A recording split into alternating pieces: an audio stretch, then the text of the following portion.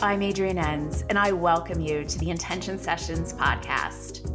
I want to inspire our most intentional living. In each episode, we'll talk to remarkable individuals who will share their authentic journeys and their insights with us. They're going to remind us that life's complexities can be our greatest teachers, and that intentional living can be expressed in an infinite number of ways. I hope you find some inspiration for your most intentional life right here.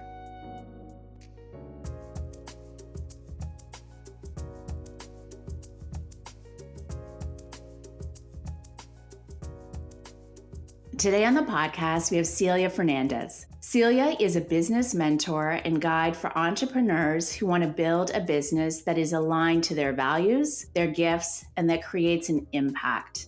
With an MBA and over 13 years business experience, Celia helps entrepreneurs bridge the gap between the passion and drive they have to launch a business and maybe a lack of knowledge, skills, and the support they need to grow their business into a sustainable source of income.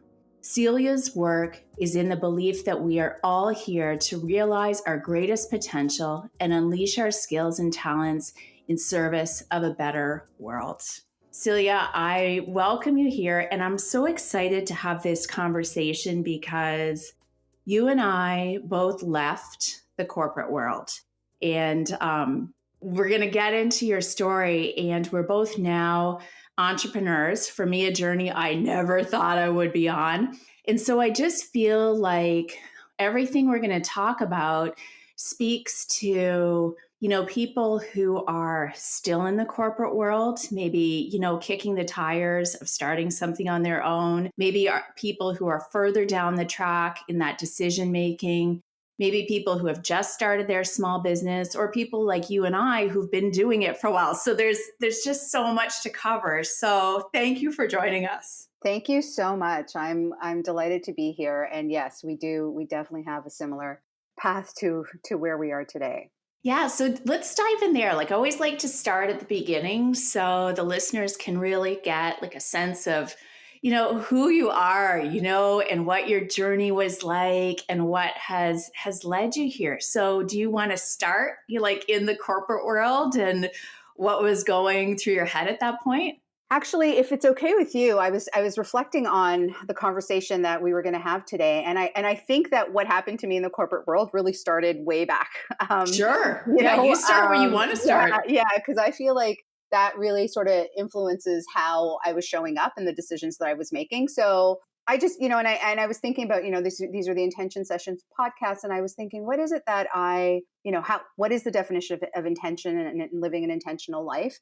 And, in its simplest form, it really is, making decisions and taking action on things that are important to you, right? Making a choice. And I know you've got some beautiful words around that in your book. And it just really struck me that my whole life, I really didn't know what it was like to live with intention. I didn't know that I had a choice, and I wasn't really brought up to worry about what was important to me. Me neither. I totally identify with that. Right. And so I think I think when I ended up in corporate, that was really just a manifestation of this whole entire life that I'd been brought up to believe that I was meant to follow someone else's idea of what my life should look like and just follow the conventional wisdom at the time that, the path to success and happiness was to pursue a good career, get a good education, find a good job, do well, and ta-da, life will be magical and beautiful. And that wasn't the case for me. I came to Canada when I was 2.5 years old when my parents immigrated to Canada. Both my parents are from Portugal.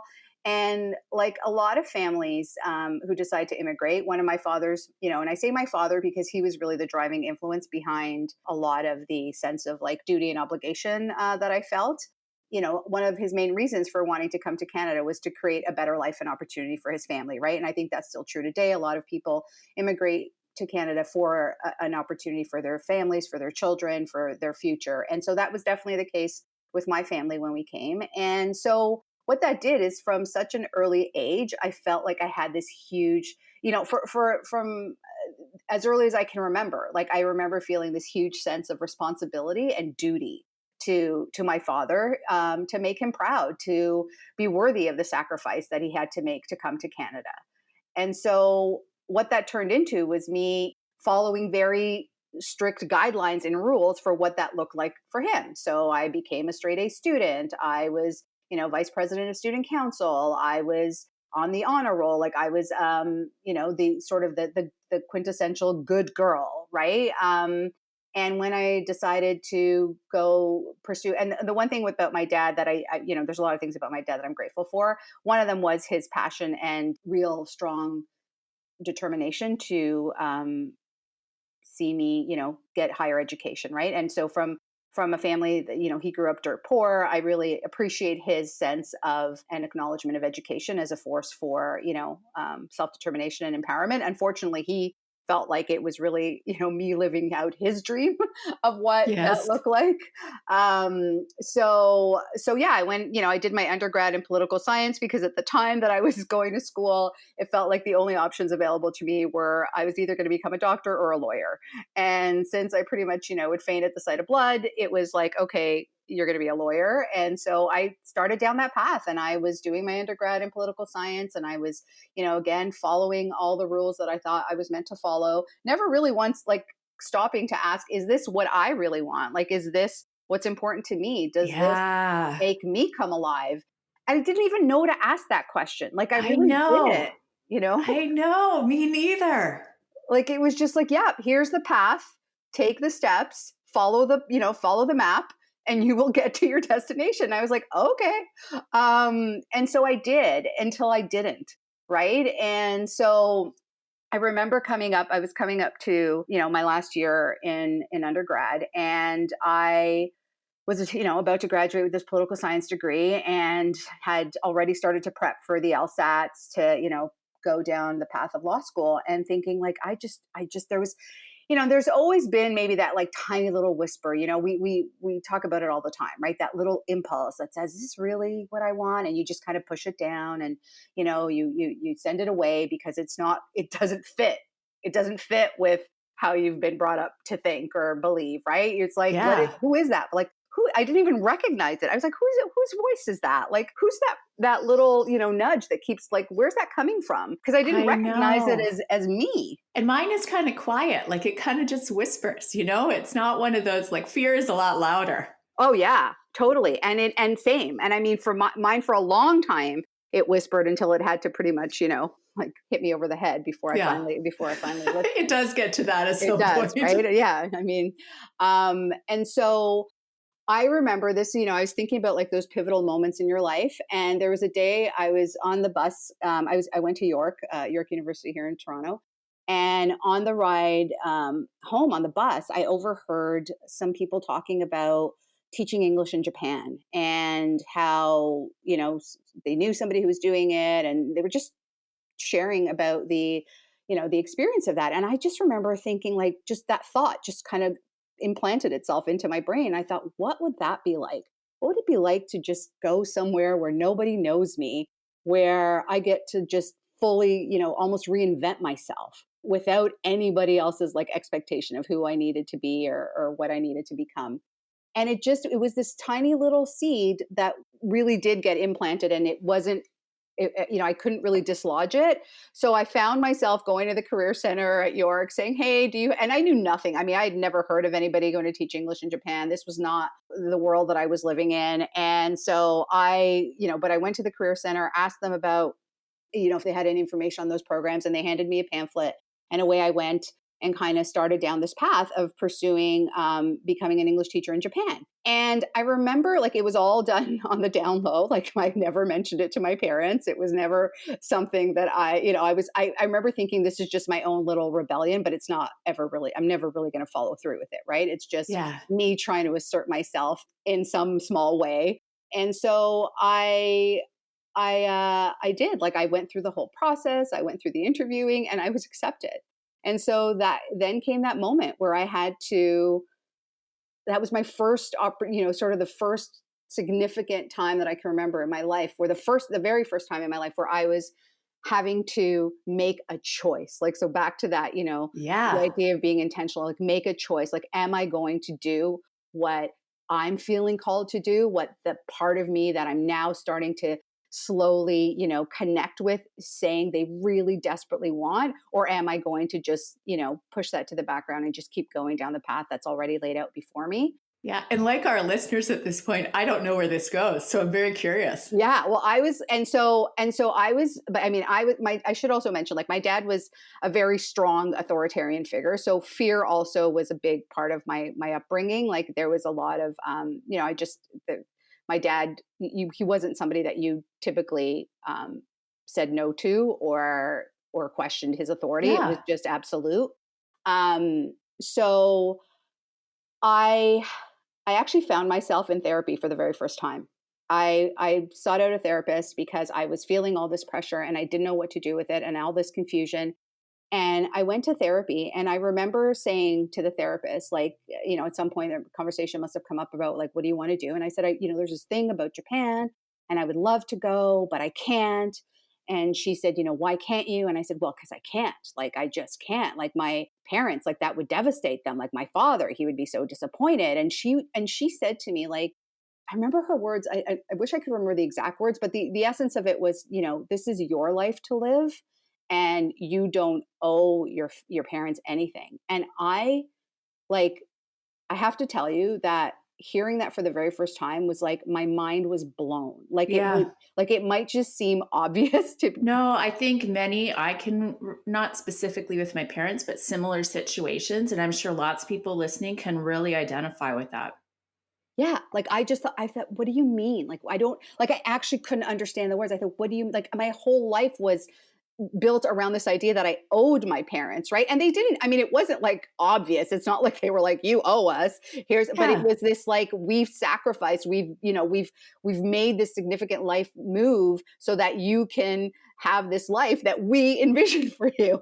And with all the best intentions, right? Like, Of their course. intentions were all good, but it was like, well, that's not the life I envisioned for myself. And I didn't know how to say that. And I didn't even think I could say that, or that was a legitimate thought, honestly. Like, I thought, Yeah. no, no, like, that's not. So she was the very first person who actually helped me to have this absolute, like, paradigm shift around, like, what does it mean to, like, choose your life, right? Like, just to Yeah. be able to choose your life. And I remember saying to her, like, you don't understand, you're not Portuguese. Like, that may be true in your world, but you're not, like, that. You're not Portuguese. That, of course, it is my obligation to do what to, like, fulfill my parents' dream. Like, of course it is. But it did crack open. Like, it cracked me open enough that I started to question that, right, for the very first Hmm. time.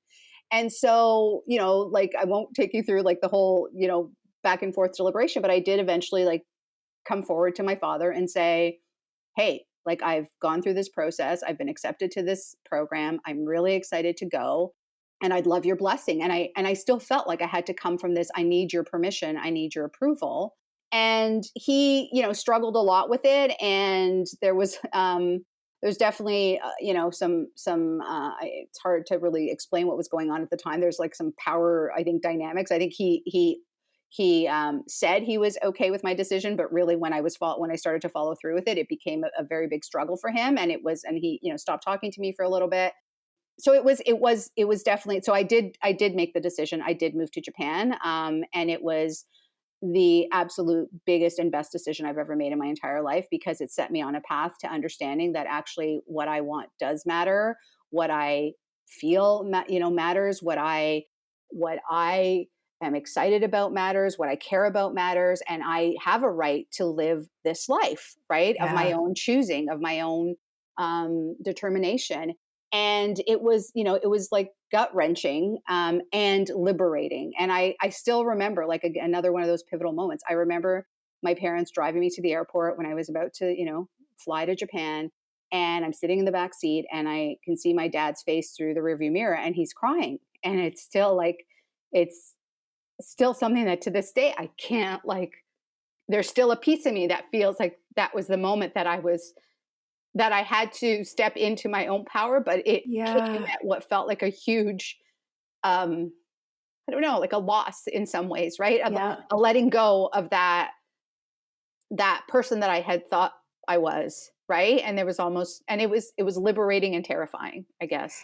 Yeah, like Yeah. I feel like in times like that, like there is no black and white, right? Right. Right. It's not Right. like right or wrong. It's just full of all these emotions. And in growth comes with like a lot of stress and tension and friction and tough choices and liberation and all the Right. stuff on the other Right. side. So yeah, like it's not an easy thing. No. Yeah. And yet, like I said, it turned out to be one of the best decisions I've ever made. I remember like actually, being on the plane and saying, this is it. Like who am I going to be? Yeah. Like I was discovering myself for the very first time. Like I knew no one in Japan. Like I was part of this teaching program. So there was like a structure around my life there, but I didn't know anybody going into it. I really didn't know much about Japan. It wasn't like really a country that I had previous to that conversation. It's not some place that I'd really ever envisioned myself going to, but it just set me on a path of like really understanding what it feels like to tune into my desires, my dreams, my vision for the life I want to build. And it was, and my original plan was to go for 1 year to, it was like one of these teach overseas. Yeah. And I actually stayed for a total of, I lived in Japan for a total of 4 years, over 5 years. Anyways, there's a bit of a story in there, but I stayed for 3 years in that teaching program. And it was the best 3 years of my life. And it came at a huge cost to my family. I know that there was a lot of turbulence and struggle back home because my dad continued to really resist this, my assertion Yeah. of like living my own life. Right. And so it wasn't an easy decision, but it was absolutely the decision that I needed to make. And it was my first, self-determined step, I guess, into becoming who I am today. It's amazing. So link this up for us with, Corporate. then at some point you enter the corporate world, Yeah. and you've kind of described that structure, as well, which has parallels to what you were experiencing earlier in life. So did you identify with this same sort of feeling when you were leaving the corporate world? Yeah. I mean, so basically what happened was, so basically after 4 years of living in Japan, I still hadn't really fully released that sense of duty and obligation to my father. So I came back to Canada thinking, okay, now it's time for me to grow up, get a real job and do him proud.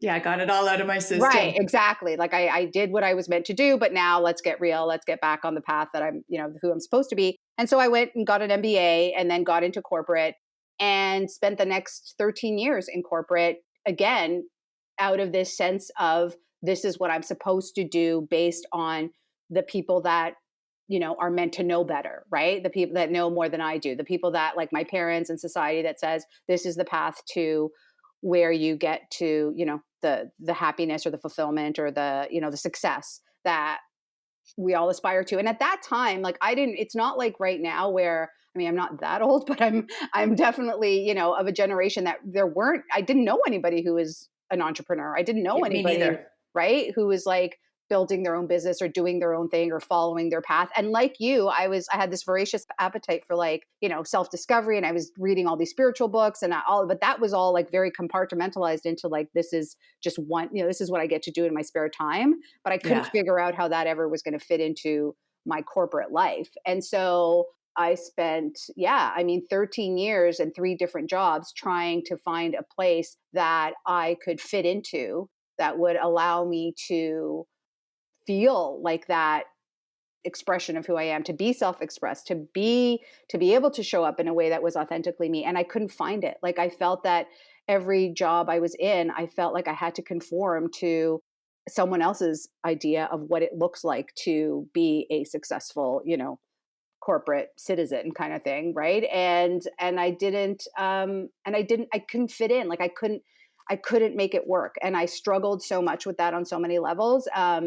And in the last few years before I left corporate, I was at a point where I was incredibly depressed. I would say I was burnt out. I was, like not taking care of myself in terms of my own physical needs and like health needs. And I remember just thinking like I can't go on like this. Like this can't be my life. This can't be it. and I need a way out. And I just left. Like, I made the decision that I couldn't wait for that, whatever that next thing I was meant to do. Like, I actually couldn't find the space for it while I was in corporate. Yeah. I was so overwhelmed and so stressed out that I remember desperately, and I remember like praying, like, please show me a sign, like, help me know what it is I meant to do, because I know this isn't it. Like, please give me, give me like, let the sky open up and give me like a clear road or path. Because I was so used to someone else telling me the path. That was the other thing. And that's part of what influenced it, right? I was so used to someone else showing me like, this is what you need to do, that I didn't know how to do that for myself. And so I just kept waiting for somebody to tell me, and that person never came. And I got to the point, like I said, where I was so depleted and so burnt out that I just found myself one day, after a strategy meeting, a strategic planning meeting for the year ahead, telling my boss, like, I don't think I can do this anymore. I can't muster up the energy to keep going down this path. It's not who I am. It's not what I want to do. And it took me some time after that to really own that and really step into that decision that I was making to leave corporate, knowing that I was not, I didn't know what I was going to, but I knew I couldn't stay there any longer. And so I left. It is as you're saying this, I'm just remembering, I felt very much the same way you did with, different symptoms, but, all the same shade. Yeah. It was a very tough choice, and it was a very tough thing to do. And I did also I felt very determined about it, like in my gut, but at the same time, I don't know if you felt the same way, but it did feel like a fish swimming against the current, because everybody was like, this is not like, people have so much fear around you that it makes it extra hard. Absolutely. Like, I mean, I was at a point where most of my friends were like, what are you doing? Like, I was, I was making over six figures. I had, like, quote unquote, the success that people talk about. Like, I had, a good job. I had my own place. Like, I was living a life that from the outside looked like a successful life. Yeah. And yet every day I would wake up and just have this pit in my stomach thinking, like, I can't do this. Like, I can't keep going like this. And it manifested in ways in the workplace where I also knew that I was completely out of alignment with who I was, right? Like, I was angry. I was frustrated. I was not a nice person to be around. It's so hard. You told me this before, and I was like, I don't even know that side of you, but oh, she's there. We're going to take your word for it. Well, she's there because she was the part of me that was so like, she was that like inner, child or teenager, whoever, or that person that was saying, like, see me, like, listen to me, like, help me, right? Like, get me out of here. Yeah. And I was struggling with that, like, that internal struggle and trying to show up in a place that felt so, like, viscerally opposite of who I was, like, on every level, I just felt like I could not connect, and I couldn't. And so, that manifested in a lot of ways that I'm not proud of. And I knew, and I remember thinking at the time, like, this is not who you are. Like, who you are here in the work environment is not you. And and I do actually, I should say though, that took some time, because for probably at least a good 11 years of the 13 years, I was like, it's them, it's not you. Yeah. I was like, what's wrong with all of you? How do you, like, how? And then I finally, oh my gosh, I so get that. Finally was like, wait a minute, like, you're the only one who seems to be having this problem. So maybe it's you. And so that really was kind of another pivot point where I was like, hey, wait a minute. I think you're the one who needs to make the change. It's not that the entire world needs to change around you. You're the one who needs to go out and make this change. And so, or the other part is like, like, that world's just not going to change. Right. Right. So well, it's like that's wrong, or otherwise totally, it's like, yeah. Mm-hmm. So how do you feel like, so how long has it been now since you've had your own business? Good question. So I actually left corporate in, I'm trying to think now, but anyways, it's been about 5 years, I'm going to say, since I left corporate, but I did go back. In those 5 years, I did go back to a women's organization for 1 year, thinking that was the answer. Because I really was reluctant, because like you, I was definitely a reluctant entrepreneur. I did not want to be an entrepreneur. This was not the path that I had envisioned for myself. I really felt and believed that I could find a role somewhere that was going to give me the sense of fulfillment and meaning and purpose, and allow me to show up, with my gifts and my experience, and really be able to make the kind of impact that I was so yearning to make, but I couldn't find it, and I kept trying. And Yeah. so that women's organization was my last attempt, because I thought, if I can't find it here, I'm definitely, like, I can't. It's nowhere. So it's been since 2017 is when I left that role, and so yeah, since then I've been on my own. So how do you feel now, like with, 4 or 5 years between, right? Because it does take, I mean, for me, it's still, I feel old habits creep in, some of which are good, some of which are not good, but time to really make that shift. Like, how do you feel now looking back? Yeah, and like you said, there's a mixed feelings, right? Like, Yeah. there's this sense of relief. Like, I have to say, like, I get up every morning and am so deeply grateful that I get to live a life where of my own, like, really of my own choosing. Which, again, has been a real theme for me, is just making that decision to step into a life that is the vision of the life that I want for myself, and not someone else's idea of what that needs to look like. So that is really empowering, and I love that I get to do that. I love that one of the things that I really think has also been really important in terms of my journey to getting me here is I had to let go that like, I kept thinking that if I leave corporate and I go do something else, like, it has to be on this grand scale, right? Like, I have to have the answer to world hunger or be able to solve, like, world peace. Like, that was the only other alternative I could see, right? It was like, either Yeah. succeed in corporate, or if not, then go out and solve, like, a global issue. And if Yeah. I couldn't figure out the path there, that's what kept me stuck in corporate for so long, right? And I think Yeah. it was somewhere on my spiritual journey that I got the message that actually my whole purpose here in life is just to find my own joy, like, find Yeah. my own bliss, like, step into who I'm meant to be and what that looks like for me. And it doesn't have, have to be on any scale other than what feels good for me. And that was really liberating and also terrifying, because I was like, I have no idea what that is, in a way. Yeah. And so the last few years since I've decided to step out, because I didn't, like I said, when I left corporate, I didn't leave with the intention of being an entrepreneur. And so it took me probably a good year of just sort of doing a lot of just pursuing things that I thought were interesting to me. And I actually ended up living in the States for a while. And my very first foray into entrepreneurship was starting up a small fair trade, like, accessories business, because I got involved with the fair trade community when I was living in the States. And, quickly realized that that wasn't for me, but it was my first attempt at trying to find my place or my voice in this world of entrepreneurship.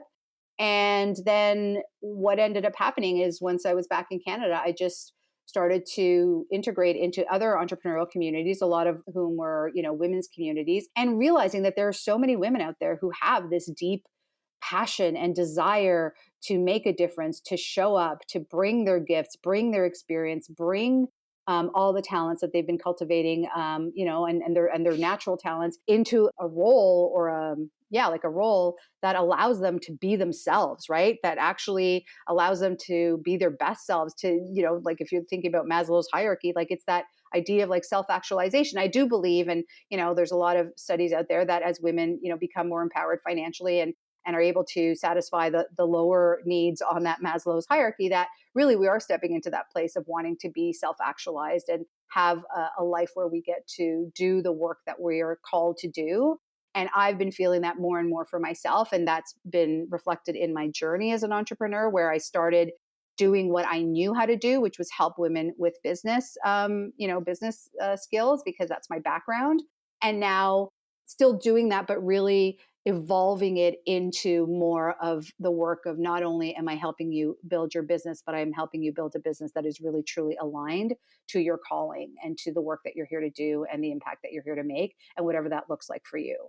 So I want to dive into the work that you are doing, but before we do that, just a quick question, because I don't want to, like, miss it later in case we move on. But for somebody who is listening, who maybe is still in the corporate world, feeling the way you felt, what would you say to that person? Oh boy. Um, Honestly, Adrian, like, I don't know that I have a clear answer for that, because I really feel like You it's don't such, have to, yeah, like, because I know it isn't a clear answer, but I'm just curious because somebody might need to hear, and you don't have to have all the answers, but yeah, like, yeah. what nugget of wisdom would you, want to offer them or have them like think about?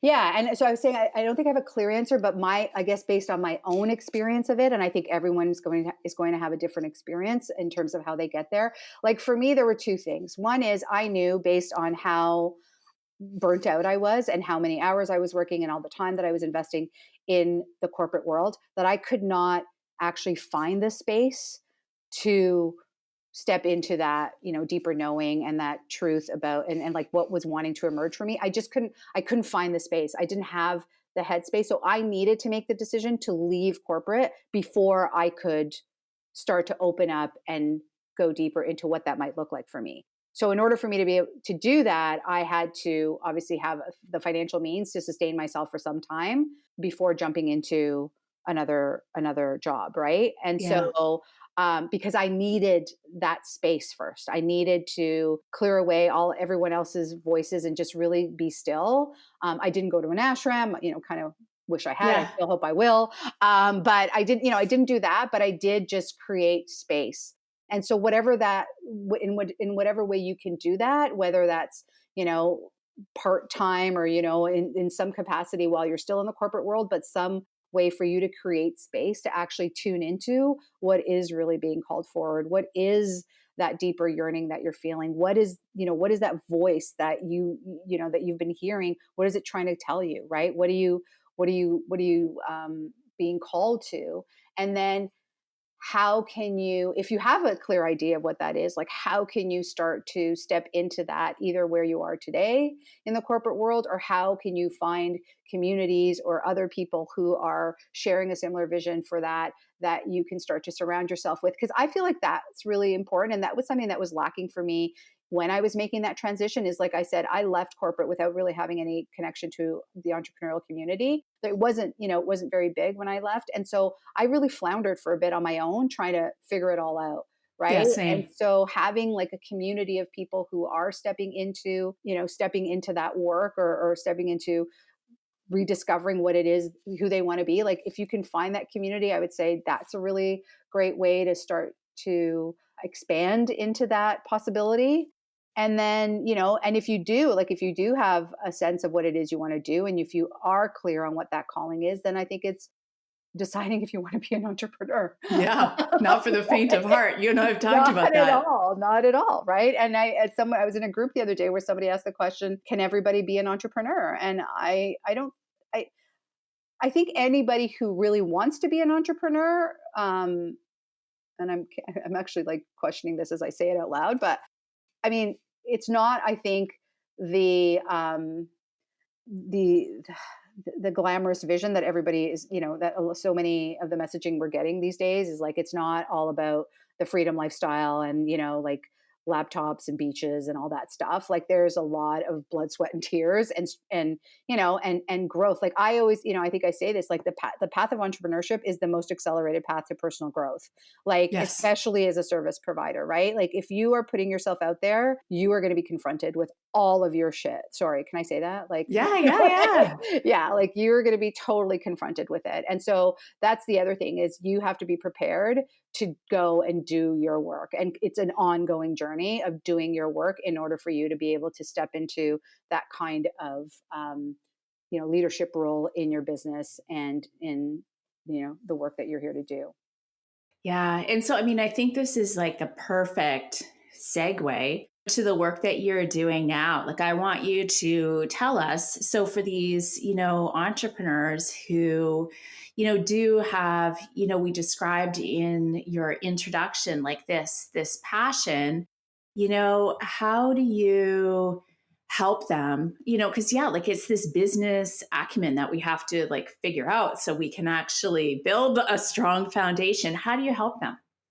Yeah, and I think that's so I help them, I think, bridge that gap between, what we call the feminine and the masculine, right? Is Hmm. a lot of Not a lot. I mean, I think there are a lot of healers and creatives and people that are being called to step into their work in a bigger way and to take on, the path of entrepreneurship, who do struggle with the systems and the strategies and the tools and the tactics and all the things that, are essential in order to build a successful business, right? And I mean that just from simply, building the foundation for your business, right? There are and I've worked in Fortune 500 companies and small consulting firms and the women's organization. I would say what they all have in common is that at their core, they all have you have to be clear on who you're serving. You have to be clear on how you're helping people, right? What is that support or transformation that you're creating for people? What is the need that you're meeting for them, right? And then you have to have a structure around that, like a container for how you offer up your services, right? So the offers or the packages, whatever it is, in terms of how people work with you. So I help people really get clear around that. Like, how is it that they are going to take this passion or this drive or this, urge to serve and turn it into a business? What does the structure for that look like? What is the container for that?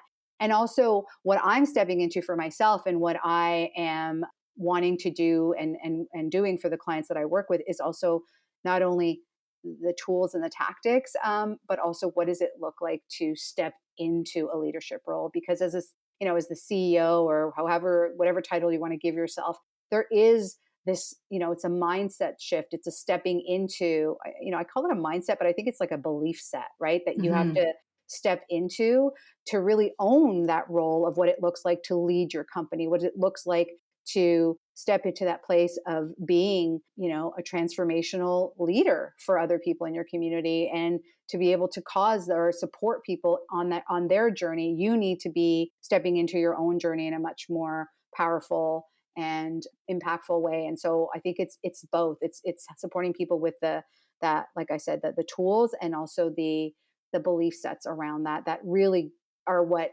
keep a lot of people like stuck, right? Yeah. And that's like the next question I have on my mind. Without betraying the confidence of any of your clients, there must be general themes that you witness. So I'm just curious, like, what are some of the mindset, obstacles that are helping people through on a regular basis? Yeah, for sure there are. I'd say one of the biggest ones, of course, is just this deep desire to serve, and yet this real like questioning: Am I, do I have what it takes? Am I enough? Right? Yeah. And that's a real struggle, right? Because Hmm. you on the one hand you're feeling this deep calling to show up and serve, and then there's that other part of us that is like, well, who am I, and why would anybody want to listen to me, or what's my or like I don't know enough. And I mean, listen, that has been my journey is the not enoughness. I can't tell you how many courses I've taken. I can't tell you how many degrees I have. I mean, I have an MBA, but I have gone on, like, I've spent more than double what I've spent on my MBA in like other personal growth content, just because I'm always feeling like there's more I need to learn, there's more I need to be, there's more I need to know. And there is like an ongoing, I'm just also a voracious learner.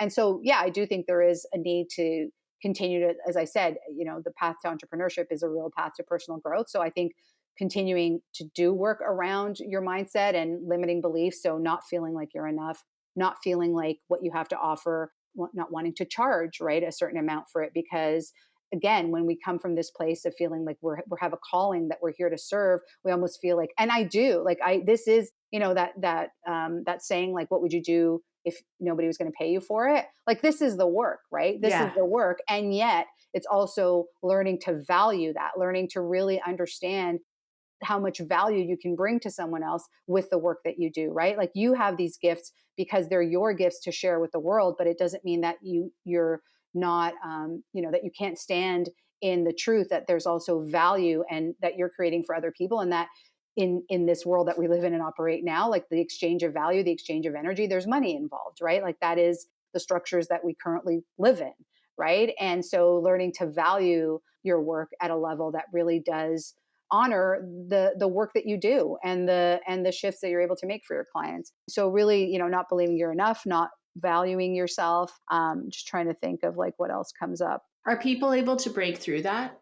I think it's not like I think it's an Hmm. ongoing. I think it's ongoing. I don't know that there's a moment where you like, I think it becomes easier. And I think it becomes easier the more you start to prove to yourself that you can do it, right? Like the more people you work with, the more you are able to get. And and it's not about like the external validation, but it is, right? Like there is Yeah. this once you step into your gifts and you're able to serve people and you're able to see that reflected, the impact of your work reflected back, it does help you to Yeah. really own your value and your worth. And so it doesn't ever go away. Like, you've heard, we've all heard of like Oprah Winfrey and Maya Angelou and like Brene Brown all having like imposter syndrome, right? And all these. So I feel like it's an ongoing journey. But I feel like it does get easier, or there's less resistance the more and the deeper you go into your work and the more you can prove that to yourself.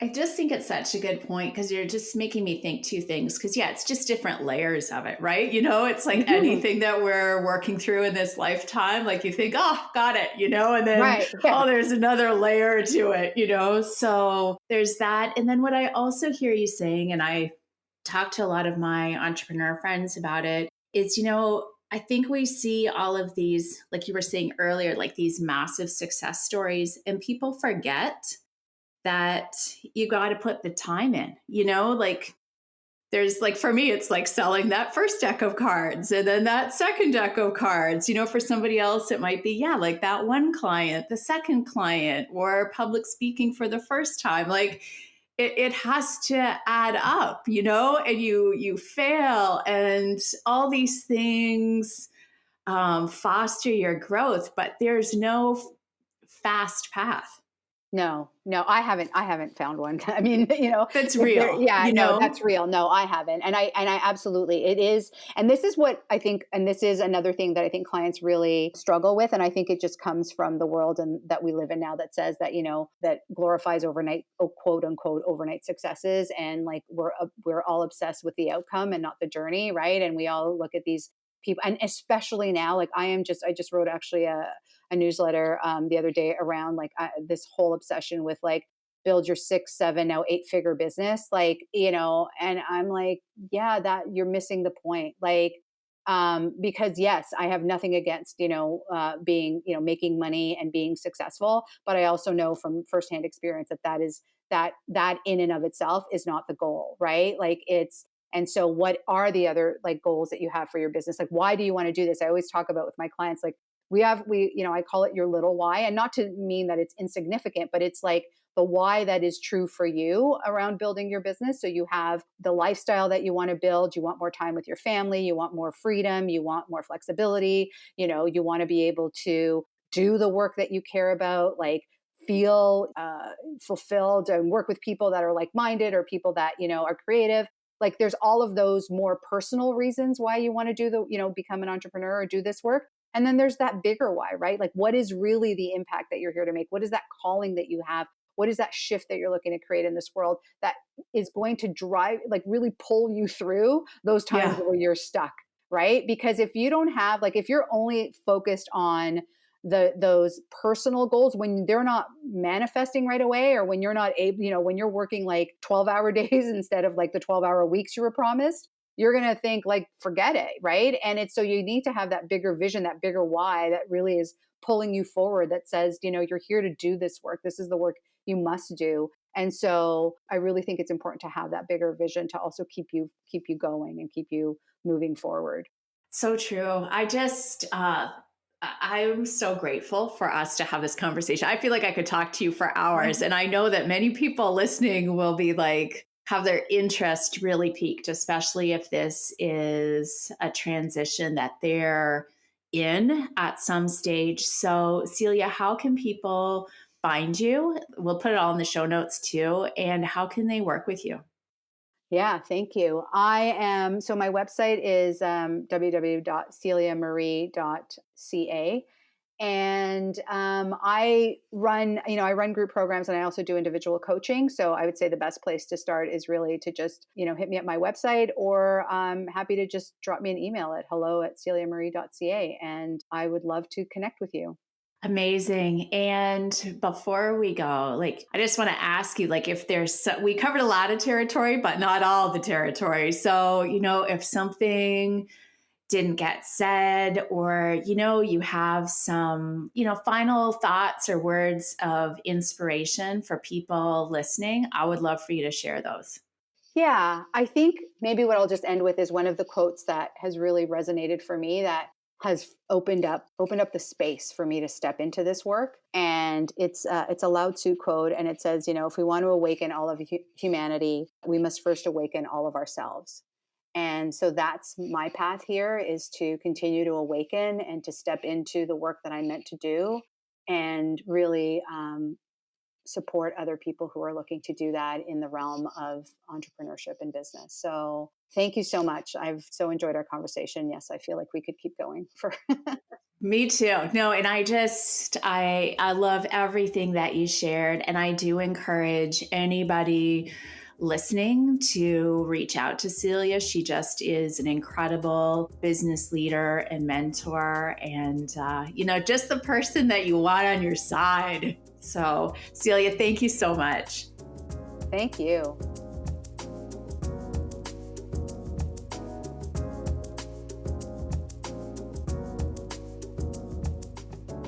Thank you for listening. May some of the wisdom shared here inspire your most intentional living. For more information about this episode, this podcast, intentional living, and my work in the world, please visit mayyouknowjoy.com. You can also find my May You Know Joy and Seeds of Intention cards there, and my book, Intentional Days. You'll also find details for the Intentional Days membership, where you can gain access to a thriving community of intentional souls and lots of regular inspiration. I've got you covered. Until next time, I wish you great joy and many intentional days.